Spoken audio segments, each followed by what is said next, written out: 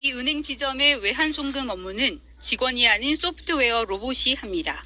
직원이 이메일로 송금 리스트를 보내고 실행 버튼만 누르면 로봇 프로세스 자동화, 즉 RPA가 하루 최대 8시간 동안 송금 작업을 합니다.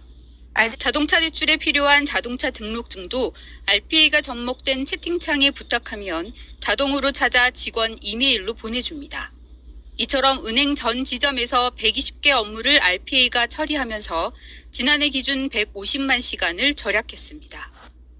이 회사 직원들은 회의나 외근을 하다 갑자기 사내 경영 자료가 필요하면 AI 비서를 찾습니다. 23년 경영 실적 보여줘. 영업이익은 언제 어디서든지 자기 권한에 맞는 사내 자료를 제공받을 수 있어 업무 결정과 추진 속도가 빨라졌습니다. 최근에는 AI와 RPA를 접목해 자동화 범위를 확장하는 추세입니다. 다운입니다. 오버타임 두 번째 시간입니다. 자본주의와 노동시간 사이의 논쟁에 있어서 가장 유명한 인물이 존 메이너드 케인스입니다. 그는 테크놀로지가 혁신적인 발전 속도로 인간의 노동시간은 대폭 줄어들 것이라는 이론으로 유명하죠.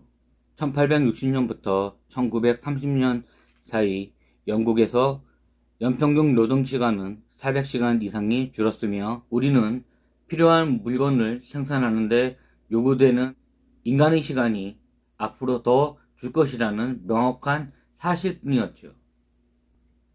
그는 인간 생활에 필요한 범주를 두 가지로 나누었는데, 첫째, 절대적인 필요로서 동료 인간들이 어떤 상황에 처해 있던 공통적인 기본선의 생필품이 필요하다입니다.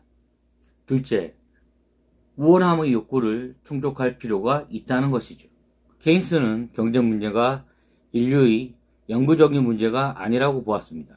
테크놀로지로 해결될 절대 필요가 이루어진다면 인류는 그 남는 시간에 무엇을 할 것인가 라는 문제에 봉착하게 될 것이라는 것이죠. 고대 그리스에서의 철학의 발전이나 로마의 문화의 황금기가 가능하였던 것은 노예들이 자신들이 주인들을 대신하여 필요한 먹거리를 만들었기 때문에 주인인 귀족과 문화소비층은 그 남는 시간에 기술과 예술, 철학 등에 몰두하여 지금 우리가 누리고 발전시키고 있는 정신적 소대의 윤리적 산물들을 남긴 것이 그 좋은 예라고 할 수 있겠죠. 당장 먹거리를 걱정해야 하는 상황에서 인간은 왜 존재하는가 라는 생각에 빠지기에는 허기가 더 심해서 뭐라도 먹기 위하여 본능에 따라 먼저 행동하는 것이 인간이니까요. 그러기에 케인스는 경제 문제가 인류의 영구적인 문제가 아님을 시사하는 것이고요. 경제학은 올바르게 사용된다면 선하고 아름다운 삶이 이루어질 수 있다는 것이죠.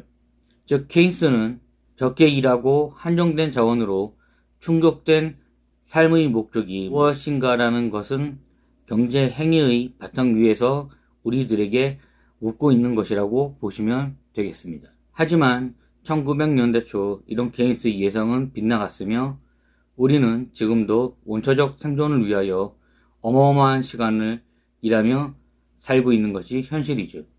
실예로 영국에서는 지금도 주당 평균 40시간 이상을 생존을 위하여 대부분의 국민들이 일하고 있다고 합니다. 이는 경제 성장은 이익의 분배에 대한 명확한 설명이 뒤따라야 하는 부분이고요. 주당 40시간을 일하지 않는 이들은 한정된 자원으로 이익을 얻었을 때 다른 이들보다 더 많은 분배를 받아 경제적 자유로 40시간의 노동에서 해방되었을 가능성이 크니까 말입니다. 이는 노동시간 단축을 주장하는 노조와 정치 캠페인의 자연적 법칙의 결과보다 더 큰 영향력이 있음을 보여주는 것이라고 이야기할 수 있겠습니다. 케인스의 노동의 단축을 예상한 시기는 당시 노동조합의 활동이 활발하였던 때라고 학가는 소개하고 있습니다. 1920년대의 상황이었다는 것이죠. 하지만 케인스는 분배의 문제에 대한 중요성은 간과한 결과가 바로 지금 나타나고 있는 자본주의 모순입니다. 과학과 테크놀로지는 생산성을 향상시키고 노동시간의 질감을 가져왔으나 생산의 이윤을 위한 것이라는 것이지 필요 충족만을 만족시키면 끝나는 것이 아니라 올바른 분배라는 것도 함께 고찰되어야 한다는 뜻입니다. 새로운 테크놀로지의 생산성 증대는 주당 노동시간의 감소로 이어졌고 우리 자신에게 주어진 자유의 시간에 대하여 고민하게 하였으며 빈곤과 공핍은 거의 사라진 것이 사실이죠. 하지만 이를 이루기 위하여 고용주에게 요구하고 쟁취하며 사회 전반이 합의를 도출해내야만이 얻어지는 것이라는 것은 우리는 잊지 말아야 합니다. 고용주로부터의 해방을 통한 노동은 그냥 쥐어지는 것이 아니니까요. 현대 자본주의에는 모순이 너무 많으며 그 중심에는 노동시간의 양이 있습니다. 그래서 급진적 사회주의의 영향으로 지금은 어느 정도 체계화된 노동시간 단축이 다음 경제 일부가 되어야 한다는 자본주의를 택한 국가들이 노동계와 시민단체에서 대안책으로 거론되고 있는 것이고요. 작가는 최근 영국에서의 노동자들이 다양한 조사와 통계에 의하면 주 5일 노동보다는 주 4일 노동에 대한 선호도가 압도적이라고 소개합니다. 2020년 여름 영국 노동자들이 63%가 지지했다는 통계는 주 4일제에 대한 요구를 대표한다고 할 수 있겠죠. 테크놀로지에 의한 단순한 노동시간의 절감만이 노동자들이 원하는 것이 아니라 자동화 시스템은 단순히 인간이 사용할 자유시간에 대한 대체제이며 그 남은 자유시간을 자신이나 사회를 위하여 사용하던가 노동자 자신을 위하여 사용하는 것은 철저히 개인의 자유입니다.